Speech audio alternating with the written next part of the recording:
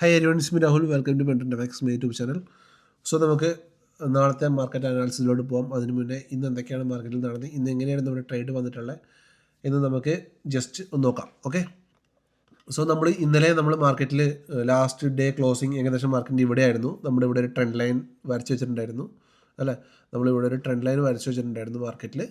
And പറഞ്ഞിട്ടുണ്ടായിരുന്നു നമുക്കിവിടെ fair value gap, ഒരു ഓർഡർ ബ്ലോക്ക് ഉണ്ട്. മാർക്കറ്റ് ഇവിടെ ഒരു ഫ്ലാറ്റ് ഓപ്പണിംഗ് ഒക്കെ ചെയ്യുകയാണെങ്കിൽ മാർക്കറ്റ് താഴോട്ട് വരികയാണെങ്കിൽ നമുക്ക് ഇവിടുന്ന് ഒരു ലോങ് പോകാം എന്നായിരുന്നു നമ്മുടെ പ്ലാൻ ഇന്നലത്തെ അല്ലേ. ബട്ട് പ്ലാൻ ഇതിൻ്റെ മുകളിൽ നമ്മൾ എന്തൊക്കെ വരച്ച് വെച്ചിട്ടുണ്ടായിരുന്നു, ഈ റെസിസ്റ്റൻസ്, ഈ ഹൈയുടെ മുകളിൽ നമ്മുടെ ഒരു മേജറായിട്ടുള്ള ഒരു റെസിസ്റ്റൻസ് ഇവിടെ വരച്ച് വെച്ചിട്ടുണ്ടായിരുന്നു. അതിന് മുകളിൽ 516 വരച്ചിട്ടുണ്ടായിരുന്നു റെസിസ്റ്റൻസ് ആയിട്ട്. പിന്നെ ഞാൻ പറഞ്ഞിട്ടുണ്ടായിരുന്നു നമ്മൾ മന്ത്ലിയിൽ നോക്കിയിട്ടുണ്ടായിരുന്നു മാർക്കറ്റ് ഒരു മേജർ റെസിസ്റ്റൻസിലാണ് നിൽക്കുന്നത് 24,600.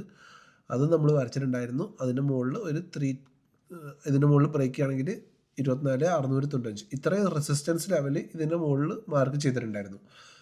ഇന്ന് നമ്മുടെ ഗ്ലോബൽ ന്യൂസിൻ്റെ അടിസ്ഥാനത്തിൽ മാർക്കറ്റ് ഓപ്പൺ ചെയ്തത് 24,574 ഇതാണ് മാർക്കറ്റിൻ്റെ ഓപ്പൺ പ്രൈസ്. ഇവിടെ നോക്കിയാൽ കാണാം 24,572 മാർക്കറ്റ് ഓപ്പൺ ചെയ്തത്. ഓപ്പൺ ചെയ്ത് കഴിഞ്ഞപ്പം നമ്മുടെ ഇത്രയും റെസിസ്റ്റൻസിൻ്റെ മുകളിലാണ് ഓപ്പൺ ചെയ്തത്. അപ്പോൾ നമ്മുടെ ലാസ്റ്റ് റെസിസ്റ്റൻസ് നമ്മൾ വരച്ചത് 516, 600. അപ്പം 600 താഴെയും 516 മുകളിലുമാണ് ഓപ്പൺ ചെയ്തത്. അപ്പോൾ ഓപ്പൺ ചെയ്ത് കഴിഞ്ഞിട്ട് മാർക്കറ്റ് എന്ത് സംഭവിച്ചു?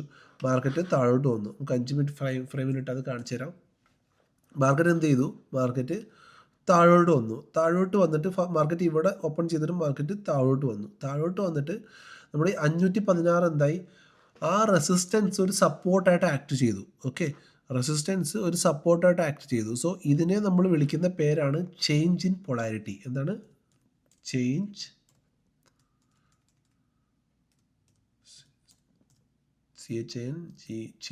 In polarity.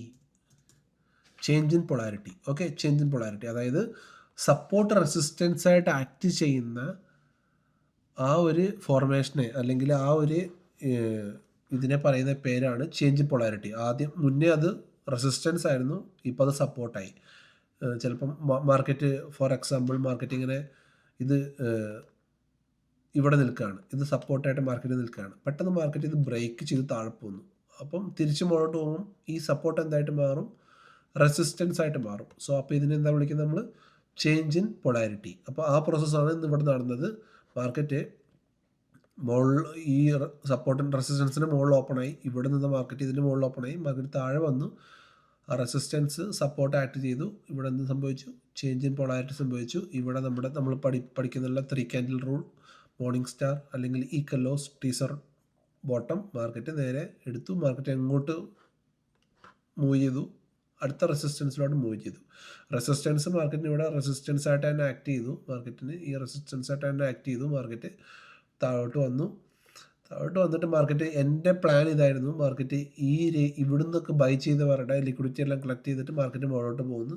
മാർക്കറ്റ് ഇവിടുന്ന് ലിക്വിഡിറ്റി കളക്ട് ചെയ്ത് മാർക്കറ്റ് മുകളിലോട്ട് മൂവ് ചെയ്തു. ബട്ട് അൺഫോർച്ചുനേറ്റ്ലി ഇത് മറ്റേ CASൻ്റെ മൂവ്മെൻ്റ് ആയിരുന്നു. CAS എന്ന് പറഞ്ഞാൽ ഞാൻ ജസ്റ്റ് ഒന്ന് പറഞ്ഞുതരാം. What is CAS? Last just ഒരു വീഡിയോ ഇട്ടിട്ടുണ്ടായിരുന്നു. CAS എന്ന് പറഞ്ഞാൽ പെട്ടെന്ന് പറഞ്ഞു നമുക്ക്. ഇന്നലെ വരെ 31 ജൂലൈ വരെ മാർക്കറ്റ് ക്ലോസ് ചെയ്തുകൊണ്ടിരുന്നത് ഒരു വോളിയം വെയ്റ്റഡ് ആവറേജ് പ്രൈസിലായിരുന്നു. അതായത് നമ്മൾ ട്രേഡ് ചെയ്തുകൊണ്ടിരിക്കുന്ന സമയത്ത് വൈകുന്നേരം 3:30 മാർക്കറ്റ് ക്ലോസ് ചെയ്യുന്ന സമയത്ത് മാർക്കറ്റ് ഏറ്റവും കൂടുതൽ ആൾക്കാർ വാങ്ങാൻ നിൽക്കുന്ന സ്ഥലം, അതായത് മാർക്കറ്റ് അപ് ട്രെൻഡിലാണെങ്കിൽ ഏറ്റവും കൂടുതൽ ആൾക്കാർ വാങ്ങാൻ നിൽക്കുന്ന സ്ഥലം, ഏറ്റവും കൂടുതൽ വാങ്ങാൻ നിൽക്കുന്ന പറഞ്ഞാൽ ഏറ്റവും കൂടുതൽ പ്രൈസിൽ ആസ്ക് ചെയ്ത സ്ഥലത്തായിരുന്നു. അതിൻ്റെ ഒരു ആവറേജിലായിരുന്നു മാർക്കറ്റ് ക്ലോസ് ചെയ്തിട്ടുള്ളത്. അതായത് ഫോർ എക്സാമ്പിൾ മാർക്കറ്റ് ക്ലോസ് ചെയ്യുന്ന സമയത്ത് ഒരു ബിഗ് ഇൻസ്റ്റിറ്റ്യൂഷൻ വന്നിട്ട് 24,600 ഏറ്റവും കൂടുതൽ ഓർഡർ ഇട്ടിട്ടുണ്ടെങ്കിൽ ആ ഓർഡറിൽ ആവറേജ് പ്രൈസിൽ മാർക്കറ്റ് ക്ലോസ് ആകുമായിരുന്നു. സോ ഇന്നലെ മുതൽ മാർക്കറ്റിൽ എന്ത് സംഭവിച്ചു? ഇതെടുത്ത് മാറ്റിയിട്ട് മാർക്കറ്റ് അത് ഇൻഡെക്സിൽ വന്നിട്ടില്ല, സ്റ്റോക്ക് ഓപ്ഷനിലാണ് വന്നിട്ടുള്ളത്. മാർക്കറ്റ് 3:15 മാർക്കറ്റ് 3:15 ആകുമ്പോൾ മാർക്കറ്റ് ക്ലോസ് ചെയ്യും. മാർക്കറ്റ് ക്ലോസ് ചെയ്തിട്ട് ഒരു വിൻഡോ ക്ലോസ് ചെയ്യും. മാർക്കറ്റിൻ്റെ ഫ്യൂച്ചർ ആൻഡ് ഓപ്ഷൻസിൻ്റെ വിൻഡോ ക്ലോസ് ചെയ്യും. അതിനകത്ത് ന്യൂ വിൻഡോ ഓപ്പൺ ആവും. ഓക്കെ, 3:15 to 3:20 വരെ മാർക്കറ്റിൽ ട്രേഡിംഗ് നടക്കത്തില്ല. നമുക്ക് ഓർഡറൊന്നും പ്ലേസ് ചെയ്യാൻ പറ്റത്തില്ല. ഓക്കെ, 3:20 to 3:25 നമുക്ക് മാർക്കറ്റ് ഓർഡർ അല്ല, ലിമിറ്റ് ഓർഡർ പ്ലേസ് ചെയ്യാം. Limit order. ഓക്കെ, അപ്പോൾ 3:15 ഈ മാർക്കറ്റ് ക്ലോസ് ആകുന്ന സമയത്ത് നമ്മൾ നേരത്തെ പറഞ്ഞ പോലെ തന്നെ മാർക്കറ്റ് ഒരു ആവറേജ് പ്രൈസ് മാർക്കറ്റ് എടുത്തിട്ടുണ്ടാവും. ഏറ്റവും കൂടുതൽ ട്രേഡ് നടന്നൊരു പ്രൈസ്, ഫോർ എക്സാമ്പിൾ 200 രൂപ ഒരു ആവറേജ് പ്രൈസ് മാർക്കറ്റ് ആദ്യം എടുത്ത് വെച്ചിട്ടുണ്ടാവും. ഓക്കെ, ഈ പ്രൈസ് മാർക്കറ്റിന് സിസ്റ്റം എടുത്ത് വെച്ചിട്ടുണ്ടാവും. ഈ 3:15 മാർക്കറ്റ് ക്ലോസ് ചെയ്തപ്പം, മാർക്കറ്റ് ഫസ്റ്റ് വിൻഡോ ക്ലോസ് ചെയ്തപ്പം 3:15 ഏറ്റവും കൂടുതൽ 200 രൂപയിൽ ട്രേഡ് ചെയ്തത്. അപ്പോൾ ഇത് മാർക്കറ്റിൻ്റെ നോർമൽ പണ്ട് കാൽക്കുലേറ്റ് ചെയ്ത പോലെ ഒരു ആവറേജ് പ്രൈസിൽ മാർക്കറ്റ് അവിടെ മാർക്കറ്റ് സിസ്റ്റം എടുത്തു വെച്ചു. ഓക്കെ, 3 മുതൽ 3:15 മുതൽ 3:20 വരെ ട്രേഡിംഗ് ഒന്നും നടക്കുന്നില്ല. ഓക്കെ, സിസ്റ്റം അതിന് വേണ്ടിയിട്ടുള്ള പ്രോസസ്സിലാണ്. 3:20 മുതൽ 3:25 വരെ നമുക്ക് ലിമിറ്റ് ഓർഡർ പ്ലേസ് ചെയ്യാം മാർക്കറ്റിൽ, ലിമിറ്റ് ഓർഡർ. അപ്പം മാർക്കറ്റ് കാൽക്കുലേറ്റ് ചെയ്യും ഏറ്റവും കൂടുതൽ ലിമിറ്റ് ഓർഡർ പ്ലേസ് ചെയ്ത സ്ഥലം, ഏറ്റവും കൂടുതൽ ഈ 100, 200, 300, 400 അങ്ങനെ 3 സംഖ്യ കൊടുത്തിട്ടുണ്ടെങ്കിൽ ഏറ്റവും കൂടുതൽ ലിമിറ്റ് ഓർഡർ പ്ലേസ് സ്ഥലം. അപ്പോൾ ഏറ്റവും കൂടുതൽ ലിമിറ്റ് ഓർഡർ പ്ലേസ് ചെയ്തത് 300-ലാണെങ്കിൽ മാർക്കറ്റ് എന്ത് ചെയ്യും, ആ 300 ആയിരിക്കും മാർക്കറ്റിൻ്റെ ഓപ്ഷൻ പ്രൈസായിട്ട് മാർക്കറ്റ് കാൽക്കുലേറ്റ് ചെയ്യുക. അപ്പോൾ മാർക്കറ്റ് ക്ലോസ് ചെയ്യുമ്പം ഈ 300-ലും അല്ല ക്ലോസ് ചെയ്യുക, മാർക്കറ്റ് 3:25 മുതൽ 3:30 വരെ മാർക്കറ്റ് ഒരു സിസ്റ്റത്തിൽ ഒരു റാൻഡം നമ്പർ എടുക്കും. ഓക്കെ, ഈ ആവറേജ് പ്രൈസിൽ ഒരു റാൻഡം നമ്പർ എടുത്തിട്ട് ആ റാൻഡം നമ്പറിൽ മാർക്കറ്റിൽ ക്ലോസ് ചെയ്യും. അപ്പോൾ ഒരു ബിഗ് പ്ലെയറിന് മാനിപ്പുലേറ്റ് ചെയ്യാൻ പറ്റത്തില്ല.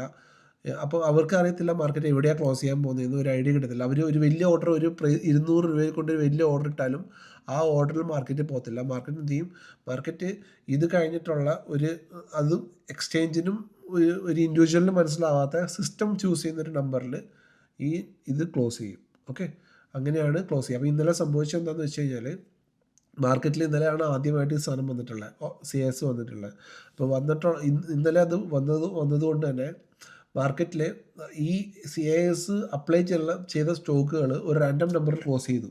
ആ റാൻഡം നമ്പർ കാൽക്കുലേറ്റ് ചെയ്തത് ഇന്നലെ മാർക്കറ്റ് അപ്പ് ആയതുകൊണ്ട് തന്നെ ഇൻഡെക്സ് എന്ത് ചെയ്തു, അത് കാൽക്കുലേറ്റ് ചെയ്തിട്ട് ഇൻഡെക്സിൻ്റെ ഒരു സ്പൈക്ക് തന്ന് ക്ലോസ് ചെയ്ത് പോയി. അതായത് ലിക്വിഡ് സ്റ്റോക്കുകൾ, അതായത് Reliance, axis bank, ICICI bank, ഇങ്ങനെയുള്ള വലിയ സ്റ്റോക്കുകളൊക്കെ ഇന്നലെ അപ്പായതുകൊണ്ട് തന്നെ ഇന്നലെ അത് CAS ക്ലോസ് ചെയ്ത അതിൻ്റെ ഒരു റാൻഡം സംഖ്യയിൽ മാർക്കറ്റ് ക്ലോസ് ചെയ്തിരിക്കുകയാണ് ഇന്നലെ ചെയ്തത്. അപ്പം ഇത് നാളെ നമുക്ക് നോക്കേണ്ട ഒരു ഹൈ പ്രൈസ് അല്ല. നാളെ ഈ ഹൈ പ്രൈസ് അല്ല നോക്കേണ്ടത്. നാളെ നമ്മുടെ ലെവൽ ഏതാണ്, നമ്മുടെ ലെവൽ ഇവിടെ തന്നെയാണുള്ളത്. ഓക്കെ, മാർക്കറ്റ് ഈ നിൽക്കുന്നത് 20,572 ഈ റേഞ്ചിലായിരിക്കും നാളെ മാർക്കറ്റിൻ്റെ പ്രീ ഓപ്പണിംഗ്. മാർക്കറ്റ് ഓപ്പൺ ചെയ്യുമ്പോൾ നിങ്ങൾ നോക്കുക, പ്രീ ഓപ്പണിംഗ് എവിടെയാണ് മാർക്കറ്റ് ചെയ്ത് വെച്ചാൽ അവിടെ നിങ്ങൾ മാർക്ക് ചെയ്തിടുക. ഓക്കെ, പ്രീ ഓപ്പണിംഗ് എവിടെയാണ് മാർക്കറ്റ് കാണിക്കുന്നത് അവിടെ മാർക്ക് ചെയ്ത്, മിക്കവാറും മാർക്കറ്റ് ഈ ഏരിയയിലൊക്കെ ആയിരിക്കും മാർക്കറ്റ് കാണിക്കുന്നത്. ഓക്കെ, ഈ ഏരിയയിലൊക്കെ മാർക്കറ്റ് ഓപ്പൺ ചെയ്യുക. അങ്ങനെയാണെങ്കിൽ സെയിം നമ്മുടെ നാളത്തെ പ്ലാൻ എന്താണ്, ബൈ ഓൺ ദ ഡിപ്പ് ആയിരിക്കും നമ്മുടെ നാളത്തെ പ്ലാൻ. മാർക്കറ്റ് ഈ ഏരിയയിലൊക്കെ ഓപ്പൺ ചെയ്യുന്നെങ്കിൽ നമ്മുടെ പ്ലാൻ എന്താണ്, ബൈ ഓൺ ദ ഡിപ്പാണ്. താഴോട്ട് വരികയാണെങ്കിൽ ബൈ ഓൺ ദ ഡിപ്പാണ്. കാരണം എന്താണ്, നമുക്ക് ഇവിടെ ഒരു ഓർഡർ ബ്ലോക്ക് ഉണ്ട്, ഇവിടെ നമുക്ക് ഒരു FEG ഉണ്ട്. ഓക്കെ, ഒരു ഓർഡർ ബ്ലോക്കും ഒരു FEG താഴെയുണ്ട്. അതുകൊണ്ട് തന്നെ നമ്മൾ എന്താണ്, ബൈ ഓൺ ദ ഡിപ്പായിരിക്കും നമ്മൾ നാളെ ചെയ്യുക. Okay, bye on the dip.